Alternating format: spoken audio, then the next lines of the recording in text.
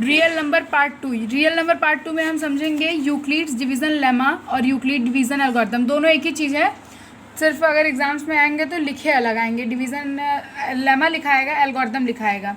तो ये होता क्या है, सिंपली हम क्लास 8 9 10 मतलब 7th 8 9 में पढ़ते हैं और 10th में भी पढ़ेंगे। Dividend equals to divisor into question bracket close plus remainder. और अगर टेंथ में ये हमारा इक्वेशन आएगा तो A equals to B Q plus R आएगा। अब आपके दिमाग में क्वेश्चंस आ रहे होंगे कि ए क्या है, बी क्या है।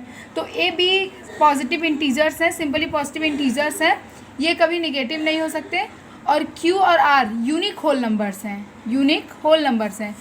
एक चीज़ और, इसमें एक केस होता है, जो हमारा रिमाइंडर जो हमारा आर है वो कभी भी ज़ीरो से छोटा नहीं होगा, मतलब निगेटिव नहीं होगा। जब भी होगा ज़ीरो से बड़ा होगा या ज़ीरो के बराबर होगा। क्लियर? ठीक। और ये आर जो है वो कभी भी निगेटिव नहीं हो सकता। और जो बी है वो आर से हमेशा बड़ा होगा। जो हमारा ये पॉजिटिव इंटीजर्स है, जो हमारा डिवीज़र होगा वो हमारा रिमाइंडर से हमेशा बड़ा होगा। ठीक है। तो एग्जांपल ना देखते हुए सीधे हम एक्सरसाइज पे आते हैं। एक्सरसाइज 1.1 आपका जो है वो क्वेश्चन क्या है, use Euclid's division algorithm to find the HCF of ये। पहला क्वेश्चन ये है कि 135 और 225 में आपको एचसीएफ फाइंड करना है। तो बहुत लोग सिंपली एचसीएफ फाइंड कर देते हैं, तो इससे आपके एग्जाम्स में मार्क्स भी कम हो सकते हैं। और इस क्वेश्चन में एक टर्म है जो कि बहुत लोग ध्यान नहीं देते, लेकिन हमें देना पड़ेगा, यूक्लिड्स डिवीज़न एल्गोरिथम। ये जो हमारा यूक्लिड्स डिवीज़न एल्गोरिथम हम पढ़ रहे थे, उसी से इसको हमें सॉल्व करना है। ठीक है। तो आइए देखते हैं कैसे होगा सॉल्व। तो ये जो हमारा 225 होगा वो हमेशा ग्रेटर देन 135 होगा, ये सभी जानते हैं। और ये भी हम पढ़ते हैं डिवीज़र, यहाँ ये डिवीज़र होगा, ये डिविडेंट होगा, ये क्वोशिएंट और ये हमारा रिमाइंडर होगा। ठीक है। जो यहाँ पे फाइंड होके आएगा, चाहे वो 0 चाहे 1 हो, कोई भी नंबर, वो हमारा यहाँ पे रिमाइंडर होगा। क्लियर? डिवीज़र की जगह पे हम हमेशा स्मॉलर नंबर लिखते हैं। इस केस में हमारा स्मॉलर नंबर 135 है। और डिविडेंट की जगह पे हमेशा लार्जर नंबर लिखते हैं। इस केस में हमारा 225 है, लार्जर नंबर। क्लियर? तो यहाँ स्मॉलर नंबर फिर लार्जर नंबर, 1 टाइम्स में 135 आया, तो 90 आ गया आपका। माइनस करिए कैसे, 5 में से 5 जाएगा 0, यहाँ पे 1 कैरी लिया, 12 में से 3 जाएगा 9। ठीक। अब हम यूक्लिड्स डिवीज़न एल्गोरिथम के फॉर्मूले पे इसको रखते हैं। तो हमारा ये जो है लार्जर नंबर प्लेस, जो हमारा डिविडेंट होगा वो 225 होगा, इक्वल टू 135 जो हमारा डिवीज़र होगा, इनटू क्वोशिएंट प्लस रिमाइंडर। तो ये तो हमारा इक्वल आएगा 225 equals to 225, LHS equals to RHS हमारा इक्वल आ गया। लेकिन अभी हमारा SCF फाइंड नहीं हुआ है। क्यों? क्योंकि जब तक हमारा ये रिमाइंडर 0 नहीं आएगा और यहाँ डिवीज़र के प्लेस पे जो भी आएगा वो हमारा SCF होगा। कब? जब हमारा रिमाइंडर यहाँ 0 होगा। ठीक। तो अब हम नेक्स्ट पेज पे चलते हैं। नेक्स्ट पेज पे इसके सेकेंड केस को देखेंगे। इन सेकेंड केस इसको हम देखते हैं। तो हमारा अब डिवीज़र जो डिविडेंट है, डिविडेंट के प्लेस पे हमारा 135 हो जाएगा। डिविडेंट के प्लेस पे 135 हो जाएगा, जो हमारा पीछे था। और यहाँ पे भी हमें पता नहीं है, यहाँ पे भी नहीं पता है हमारा, ना तो हमें डिवीज़र पता है, ना डिविडेंट पता है, ना रिमाइंडर पता है। क्लियर? कुछ भी नहीं पता है। तो अब हमें, आप सोच रहे होंगे कि अब कौन सा टर्म लेके इसमें डिवाइड करेंगे, अब कौन सा टर्म लेके इसमें डिवाइड करेंगे। तो ये जो हमारा पीछे था ये टर्म 135 और 90, तो अब हम 90 को जो है वो स्मॉलर नंबर के प्लेस पे रखेंगे, डिवीज़र के प्लेस पे रखेंगे, और 135 को डिविडेंट के प्लेस पे रखेंगे, क्योंकि ये लार्जर नंबर है। क्लियर? तो अब यहाँ पे आते हैं हम 90 135 1 टाइम्स में आएगा तो ये 90 हो जाएगा। ठीक। 1 टाइम्स में 90 हो जाएगा। तो यहाँ 5 में से 0 माइनस करेंगे 5 आएगा, 13 में से 9 माइनस करेंगे 4 आएगा, 45 आएगा। ठीक। तो यहाँ आपका हम लिखेंगे 90, जो हमारा ये डिवीज़र है वो 90 होगा, स्मॉलर नंबर, इनटू क्वोशिएंट हमारा क्या है 1 प्लस रिमाइंडर 45। अभी भी देखिए हमारा यहाँ पे 0 नहीं आया है, रिमाइंडर 0 यहाँ पे रिमाइंडर नहीं आया है। तो अभी हम तीसरा केस भी लेते हैं, इन थर्ड केस। ठीक है। तो अब थर्ड केस में हमारा जो होगा वो डिवीज़र के प्लेस पे ये होगा और डिविडेंट के प्लेस पे ये होगा। ठीक। तो 45 90 2 टाइम्स में आएगा, 90 पूरा कट आउट हो जाएगा, मतलब रिमाइंडर हमारा 0 आ गया।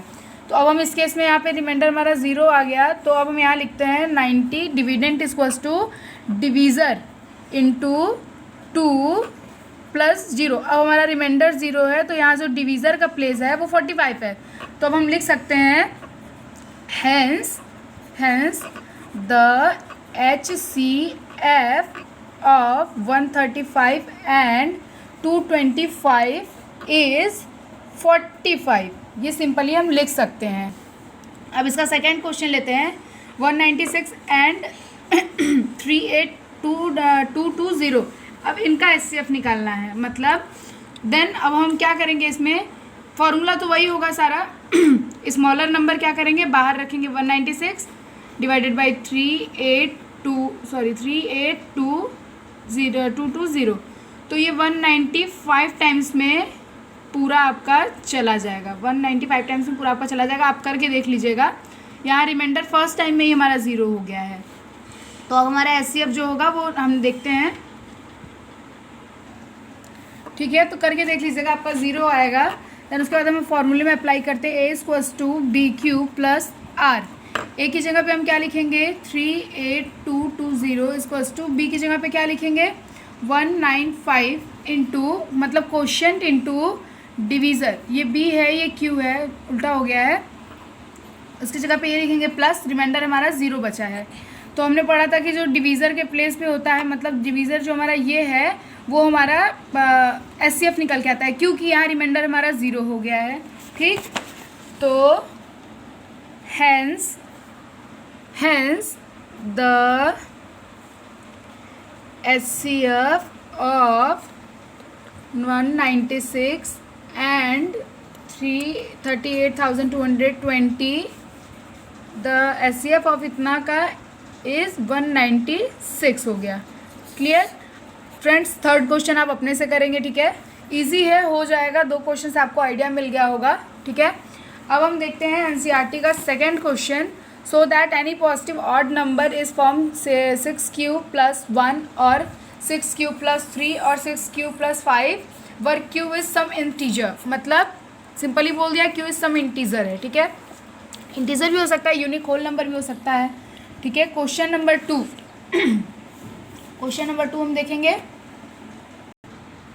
ठीक है। तो अब हम इसमें लेते हैं, let A be any positive odd पूछा है, तो odd integer. Let A be any positive odd integer लेंगे, ठीक है। इतना हो गया। अब हम क्वेश्चन में थोड़ा सा देखेंगे। सो that any positive odd integer is form 6Q plus 1, ठीक है।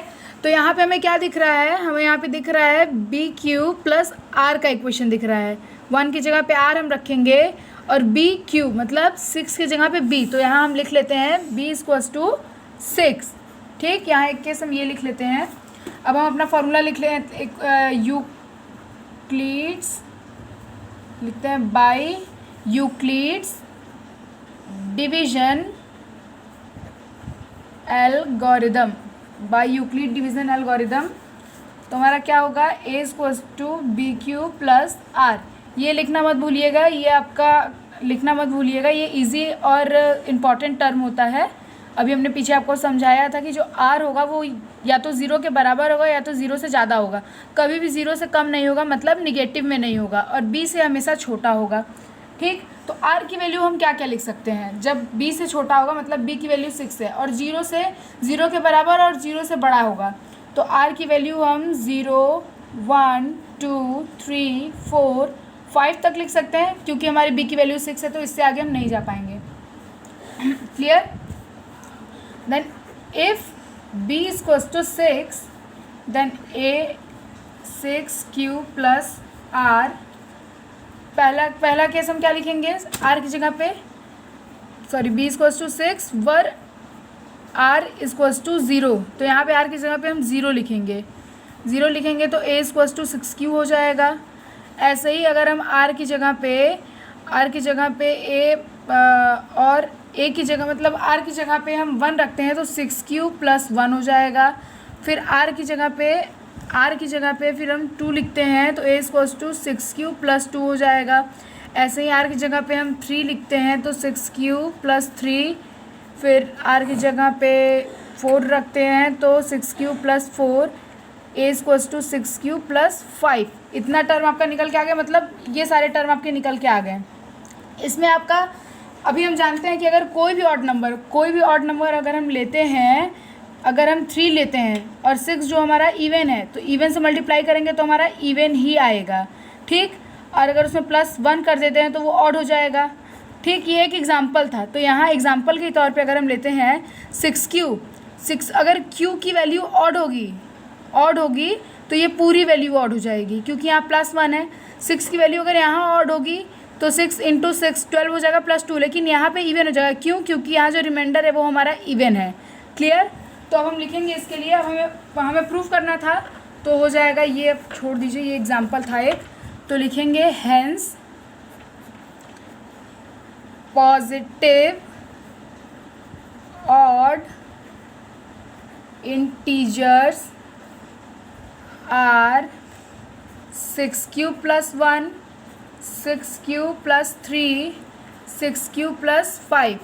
यहाँ पे देखिए अगर हम 2 लेते हैं तो 12 + 1 13 हो जाएगा, ये भी ऑड हो जाएगा। अगर यहाँ पे 2 लेते हैं तो 2 × 6 12 + 3 ये भी हो जाएगा 15, ये भी ऑड हो जाएगा। यहाँ 2 है 12 + 5 17 हो जाएगा, ये भी ऑड है, ठीक है। तो ये आपका हो जाएगा, इतना हो जाएगा, हेंस प्रूव्ड, ठीक है। अब हम थर्ड क्वेश्चन पे चलते हैं जो कि और भी इजी है। Question number 3, an army contingent of 616 members is to march behind an army band of 32 members in a parade. The two groups are to march in same number of column. What is the maximum number of column in which they can march? पहले तो हम ये जान लेते हैं रो और column क्या होता है।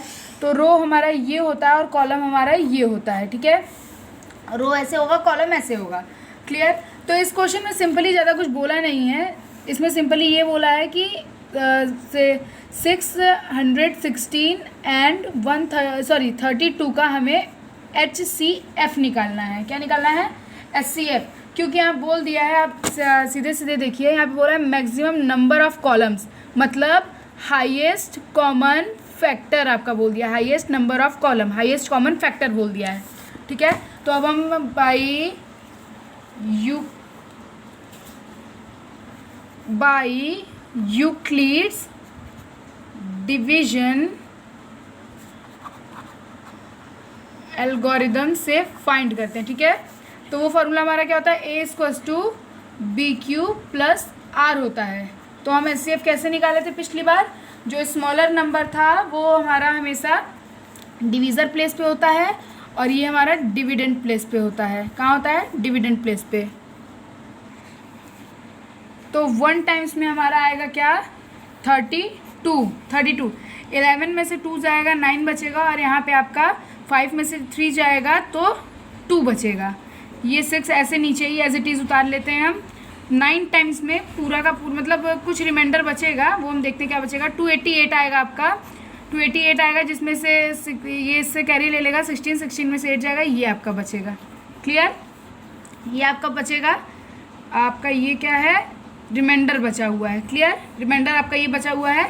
तो आगे हम देखते हैं इस फॉर्मूले में रख के A = BQ + R, A = BQ + R होगा, ठीक। A की वैल्यू यहाँ पे हो जाएगी, ठीक। तो अब हम A की प्लेस पे क्या लिखेंगे? जो हमारा लार्जेस्ट नंबर होगा, मतलब 616 = 32 × 19 + 8। अभी हमारा रिमाइंडर 0 नहीं आया है, तो हमें एक और प्रोसेस में जाना पड़ेगा, जो कि अब हमारा रिमाइंडर जो होगा वो हम कहाँ लिखेंगे? इस प्लेस पे लिखेंगे, स्मॉलेस्ट नंबर प्लेस पे लिखेंगे, मतलब डिवीज़र की जगह पे लिखेंगे, और 32 को हम डिविडेंड के प्लेस पे लिखेंगे। ये आपको हमने पहले क्वेश्चन में भी बताया था और इसमें भी बता रहा था, ताकि आपका बार बार रिवाइज हो और आपको याद करने की ज़रूरत ना पड़े, आपको रिवाइज से ही लर्न हो जाए। 32 × 8 हो जाएगा, तो 4 टाइम्स में 32 पूरा का पूरा चला जाएगा। अब हमारा रिमाइंडर क्या है? 0 है, ठीक। तो अब हमारा जो HCF होगा, हाईएस्ट कॉमन फैक्टर, वो हम फॉर्मूले पे रख के देखते हैं क्या निकलने वाला है। A = BQ + R, A = BQ + R। तो जो अब हम A की जगह पे क्या लिखेंगे? 32 लिखेंगे, क्योंकि वो हाईएस्ट नंबर है। A की जगह 32 लिखेंगे, और 8 जो है वो डिवीज़र है इंटू 4 कोशिएंट प्लस रिमाइंडर 0। तो हम पढ़े थे डिवीज़र जो होता है, अगर रिमाइंडर 0 है तो जो डिवीज़र होता है वो हमारा क्या होता है, हाईएस्ट कॉमन फैक्टर होता है, मतलब HCF होता है। तो क्या लिखेंगे, hence the HCF highest common factor of 616 and 32 is 8। मतलब टोटल कॉलम्स कितने होंगे, 8 होंगे। टोटल कॉलम्स 8 होंगे। क्वेश्चन में ये पूछा है टोटल कॉलम्स कितने होंगे, मतलब मैक्सिमम नंबर ऑफ कॉलम्स कितने होंगे, तो वो 8 कॉलम्स होंगे। ठीक है, अब हम क्वेश्चन नंबर 4 पे आते हैं। क्वेश्चन नंबर 4 पे आते हैं। Question number 4, use Euclid's division lemma to show that the square of any positive integer either ये इन द फॉर्म ये और 3m प्लस ये फॉर सम इंटीजर m। ठीक है, ये एकदम सेम क्वेश्चन नंबर 2 की तरह है, बस इसमें स्क्वायर हमें मतलब स्क्वायर लगा के इसको हमें प्रूव करना है। तो आइए हम देखते हैं कैसे होगा। क्वेश्चन नंबर 4, तो इसमें भी पिछले क्वेश्चन नंबर 2 की तरह हम ले लेंगे, let A be any positive integer. ठीक है, जिसमें कि हम देखते हैं कि ये जो हमारा है यहाँ पे इसमें हमारा b भी छिपा हुआ है, q भी छिपा हुआ है, r भी छिपा हुआ है, मतलब BQ प्लस r। तो b की वैल्यू यहाँ पे क्या हो जाएगी, 3 हो जाएगी। तो b इक्वल्स टू 3 हम करते हैं, यहाँ पे लिख देते हैं जैसे कि हमने क्वेश्चन नंबर 2 में लिखा था। अब लिखेंगे by Euclid's division lemma, by Euclid's division lemma a equals to BQ plus r। ये टर्म हम लिखना नहीं भूलेंगे, ये हम आपको पहले क्वेश्चन में भी बताए थे कि r इज़ ग्रेटर देन 0 और equal to 0 and r is less than b। जो कि हमारा इंटीजर है वो b से जो हमारा रिमाइंडर है वो b से कम होगा, हमेशा b से कम होगा।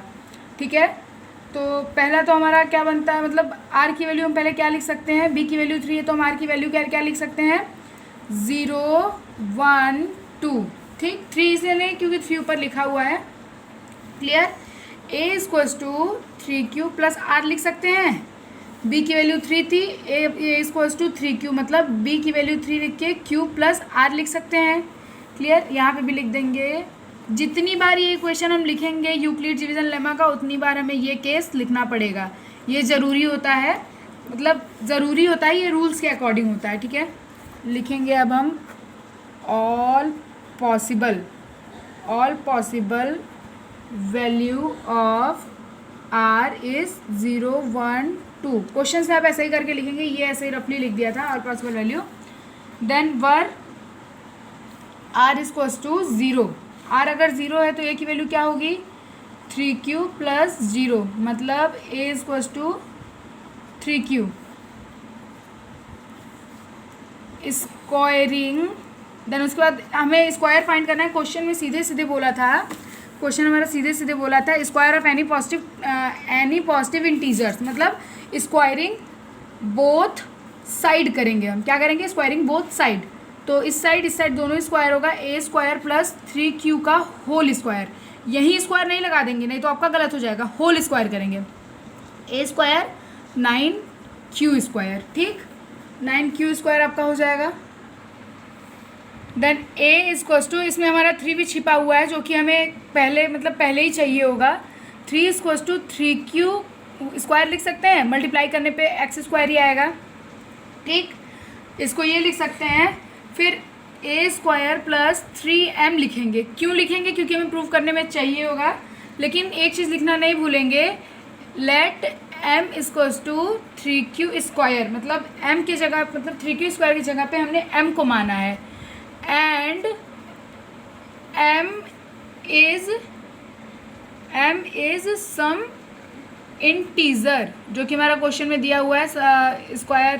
स्क्वायर करने के लिए इंटीजर के लिए बताया है, तो हम m को सम इंटीजर मान सकते हैं। ठीक है, अब हम दूसरा केस लेते हैं इसका, नेक्स्ट पेज पे आते हैं। दूसरा केस लेते हैं इसका, where r equals to 1, r equals to 1 लेते हैं तो r 3q प्लस 1 हो जाता है।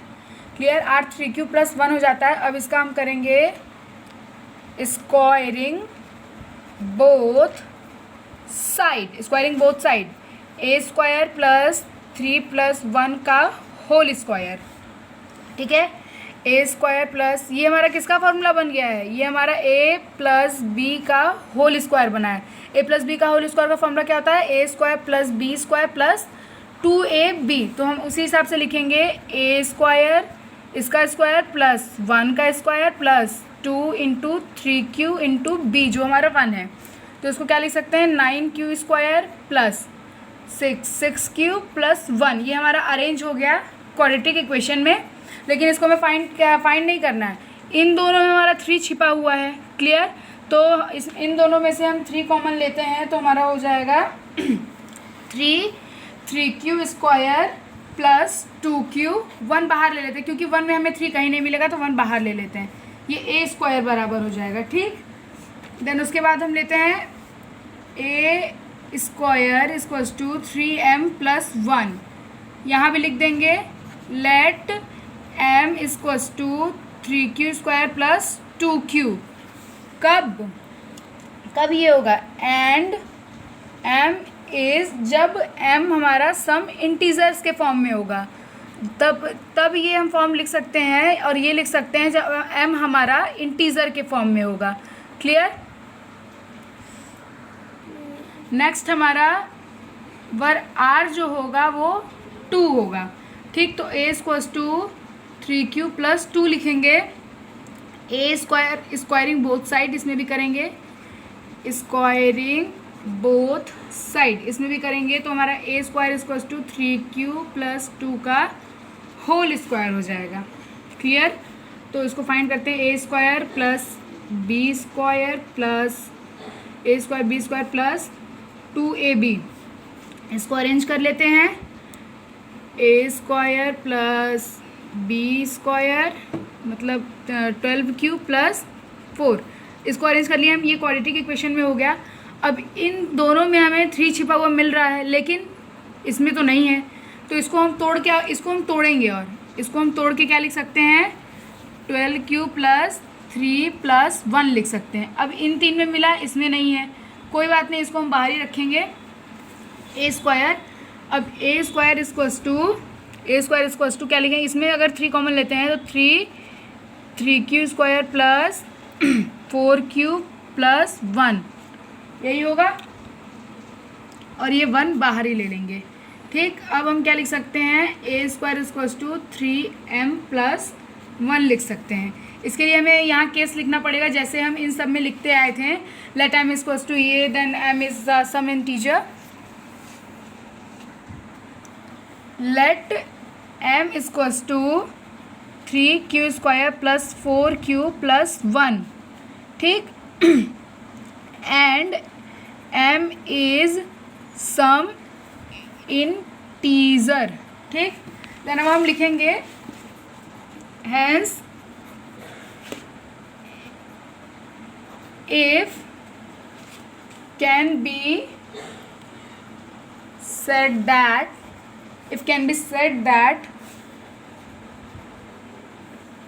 square of any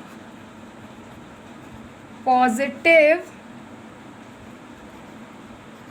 integers is